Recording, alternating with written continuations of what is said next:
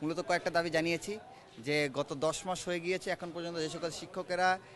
এই গণহত্যায় মদদ দিয়েছে, গণহত্যার সপক্ষে বয়ান তৈরি করেছে, সে সকল শিক্ষকদের ব্যাপারে এখন পর্যন্ত কোনো ব্যবস্থা বিশ্ববিদ্যালয় প্রশাসন গ্রহণ করতে পারে নাই। যে সকল ছাত্রলীগের সন্ত্রাসীরা এখন পর্যন্ত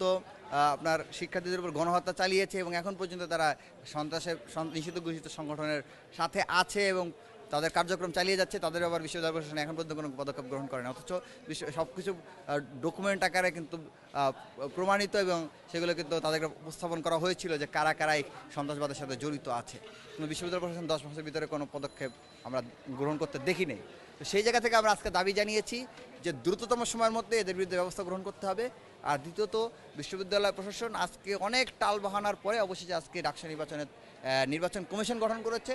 আমরা এই নির্বাচন কমিশন গঠনকে সাধুবাদ জানিয়েছি, স্বাগত জানিয়েছি এবং এবং আরেকটা দাবি জানিয়েছে যে ডাকসু নির্বাচনের তফসিলটা দ্রুততম সময়ের মধ্যে ঘোষণা করতে হবে এবং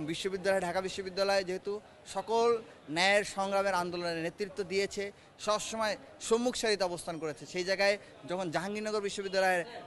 ছাত্র সংসদ নির্বাচনের তফসিল ঘোষণা হয়ে যায়, যখন রাজশাহী বিশ্ববিদ্যালয়ের নির্বাচনের তফসিল ঘোষণা হয়ে যায় এবং ঢাকা বিশ্ববিদ্যালয়ে এখন পর্যন্ত কোনো প্রক্রিয়া আমরা দেখতে পাই না, এটা ঢাকা বিশ্ববিদ্যালয়ের শিক্ষার্থীদের জন্য লজ্জাজনক। তো আমরা সেই জায়গায় দাঁড়িয়েছি যে অরণ্য ইউনিভার্সিটির আগেই যাতে ঢাকা বিশ্ববিদ্যালয়ের ছাত্র সংসদ নির্বাচন ডাকসু নির্বাচন অনুষ্ঠিত হয় সেই দাবিটি